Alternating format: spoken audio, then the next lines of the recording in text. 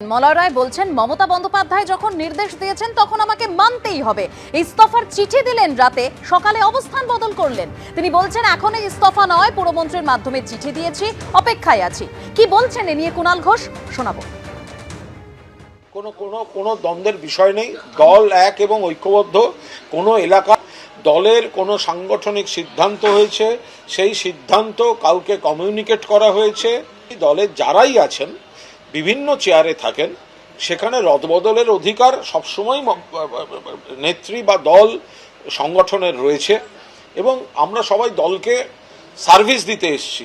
দলের নেত্রীর আদর্শে, দলের নেত্রীর কর্মসূচিতে, বাংলার স্বার্থে আমরা সবাই মিলে সার্ভিস দিচ্ছি। এখানে কোনো চেয়ারের সঙ্গে ফেভিকল লাগানো তো কোথাও কোনো সিস্টেম নেই। তো সুতরাং যদি দল কোথাও কোনো কমিউনিকেট কাউকে কিছু করে থাকেন, দলের সিদ্ধান্তই চূড়ান্ত, তবে এই বিষয়ে কোনো কথা বলবো না। মুখ্যমন্ত্রীর নির্দেশের পরও পদ আঁকড়ে রইলেন পানিহাটি পুরসভার পুর প্রধান অর্থাৎ চেয়ারম্যান মলয় রায়।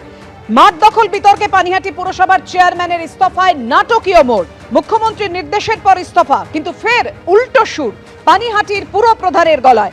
রাতে ববির বাড়িতে গিয়ে অর্থাৎ ফিরহাদ হাকিমের বাড়িতে গিয়ে ইস্তফার চিঠি দেন, কিন্তু সকালেই ফের অবস্থান বদল।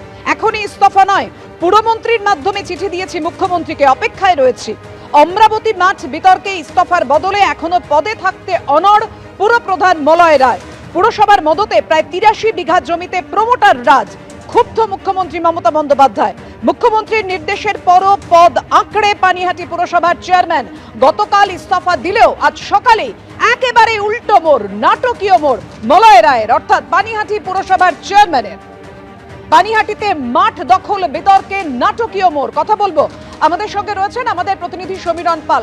সমীরণ, গতকাল মুখ্যমন্ত্রীর নির্দেশ পাওয়ার পরও মলয় রায় বলেছিলেন যে আমি ভেবে দেখছি, আমার বিরুদ্ধে চক্রান্ত করা হচ্ছে। তারপর তিনি ফিরহাদ হাকিমের সঙ্গে দেখা করেন, ইস্তফা দেন, কিন্তু আজকে হঠাৎই অবস্থান বদল কেন? একেবারে তিনি তার অবস্থানে একই জায়গাতেই রয়েছেন। জানালেন যে তিনি চিঠি পাঠিয়েছেন মুখ্যমন্ত্রীকে এবং পুরমন্ত্রী ফিরহাদ হাকিমের হাতে চিঠি দিয়েছেন এবং তাতে তিনি স্পষ্ট উল্লেখ করেছেন, যেটা সূত্র মারফত জানা যাচ্ছেন, যে তিনি পদত্যাগ করবেন। কিন্তু তার আগে তিনি কারণ জানতে চান, কি কারণে তাকে পদত্যাগ করতে বলা হচ্ছে। তিনি বরাবরই গতকাল থেকে একই কথা বলে যাচ্ছেন যে তার কি দোষ তিনি সেটা জানতে চান। যে মাঠ নিয়ে বিতর্কের কথা বলা হচ্ছে, যে অমরাবতী মাঠ, সেই অমরাবতী মাঠ নিয়ে প্রমোটিং বা অন্য যে বেআইনি নির্মাণ, এই সংক্রান্ত তিনি কিছুই জানেন না। স্বেচ্ছাসেবী সংগঠন তারা পুরসভাকে চিঠি দিয়ে জানিয়েছিল যে দখল মুক্ত করতে হবে, মাঠ পরিষ্কার করতে হবে। সেই মতো পুরসভার তরফ থেকে মাঠ পরিষ্কার করা হচ্ছিল। তিনি কোনো রকম বেআইনি নির্মাণে মদত দেননি, সরাসরি বলছেন। তার পাশাপাশি তিনি বলছেন যে তার বিরুদ্ধে চক্রান্ত করা হচ্ছে।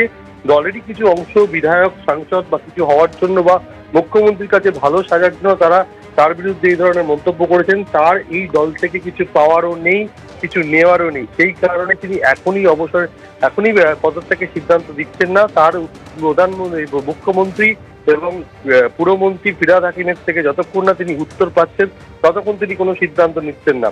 তিনি আজকে জানিয়েছেন রসিকতা করে সবে দুপুর হয়েছে, তিনি ভাত খেয়েছেন, এরপরে তিনি কি করবেন পরে সিদ্ধান্ত নেবেন। এবং যেটা দেখা গেল, কিছুক্ষণ আগে তিনি পানিহাটি পুরসভাতে এসেছেন, সোমবারও এসেছিলেন, মঙ্গলবারও এসেছিলেন, আজকেও এলেন।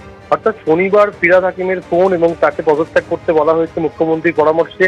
শনিবার তিনি শোনেননি, সোমবারও তিনি পদত্যাগ করেননি, মঙ্গলবার সকালে ফিরহাদ হাকিম থেকে ফোন করেছিলেন, তাও তিনি পদত্যাগ করেননি। সন্ধ্যায় তিনি ফিরহাদ হাকিমের বাড়িতে তেতলায় যান, তার সাথে বৈঠক করেন। বৈঠক করে বেরিয়ে এসে সাংবাদিক সম্মেলন হয়, সেখানে তিনি স্পষ্ট জানান ফিরহাদ হাকিমের সামনে যে তিনি পদত্যাগ করতে চলেছেন। আজকে মহকুমা শাসকের কাছে তার পদত্যাগপত্র পাঠিয়ে দেবেন, কিন্তু তার পদত্যাগপত্র আজকে তিনি পাঠাননি।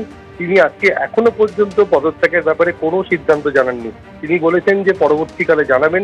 তিনি চিঠির উত্তরের অপেক্ষায় রয়েছেন। তিনি বারবার বলতে চাইছেন যে তিনি নির্দোষ, কি কারণে তাকে পদত্যাগ করতে বলা হয়েছে সেই উত্তর তিনি জানতে চান, আর সেই উত্তরের অপেক্ষায় রয়েছেন। আজকেও তিনি পুরসভায় এসেছেন, অন্যান্য দিনের মতো পুরসভার কাজকর্ম করছেন। একদমই সমীরণ, সেই ছবি আমরা দেখতে পাচ্ছি। ধন্যবাদ তোমায়।